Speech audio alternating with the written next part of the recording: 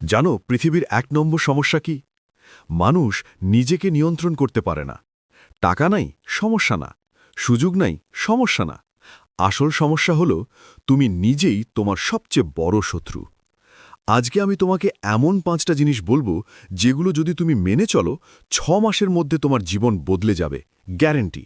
দেখতে থাকো। একটা হাদিস আছে, রসূল আল্লাহ সাল্লাল্লাহু আলাইহি ওয়াসাল্লাম বলেছেন, একজন মুসলিমের দ্বীনের শ্রেষ্ঠত্ব হল সে অপ্রয়োজনীয় জিনিস থেকে নিজেকে বিরত রাখে। চিন্তা করো, ১৪০০ বছর আগের কথা, কিন্তু আজকের দুনিয়ায় এটা কতটা প্রাসঙ্গিক। ওয়ারেন বাফেট জানো তো, বিশ্বের সেরা বিনিয়োগকারী। মার্ক জাকারবার্গ জানো, ফেসবুকের মালিক। এরা কখন ঘুম থেকে ওঠে জানো? ভোর ৪টে, ৫টা।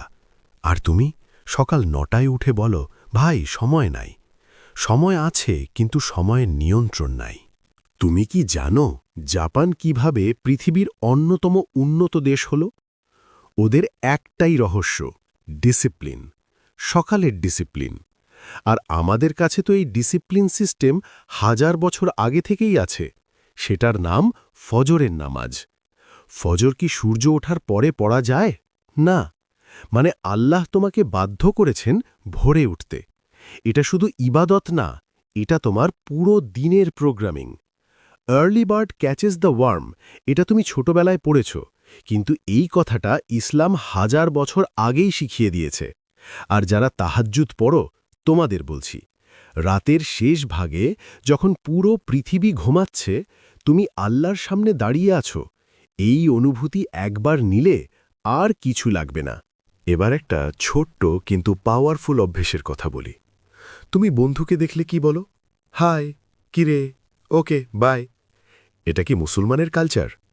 আমাদের সালাম হলো একটা দোয়া, তোমার উপর শান্তি বর্ষিত হোক।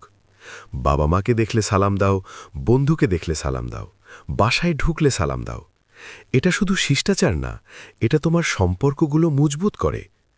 রসূলুল্লাহ সাল্লাল্লাহু আলাইহি ওয়াসাল্লাম বলেছেন, যে আত্মীয়তার সম্পর্ক ভালো রাখবে, আল্লাহ তার রিজিকে বরকত দেবেন, হায়াতে বরকত দেবেন। চাও রিজিক বাড়ুক? তাহলে সম্পর্ক ঠিক করো আগে। করোনা ভাইরাসের নাম শুনেছ, কিন্তু আমি বলছি এর চেয়েও ভয়ঙ্কর একটা ভাইরাসের কথা। এর নাম সোশ্যাল মিডিয়া। আসলে এটা নাম হওয়া উচিত ছিল আনসোশ্যাল মিডিয়া, কারণ এটা তোমাকে সমাজ থেকে কাট অফ করে দেয়।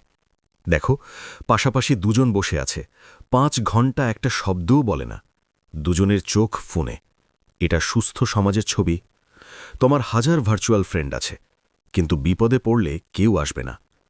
ওমর রাদিয়াল্লাহু আনহু বলেছিলেন, যদি আমার সত্যিকারের বন্ধুরা না থাকত, পৃথিবীতে বেঁচে থাকার কোনো অর্থ থাকত না।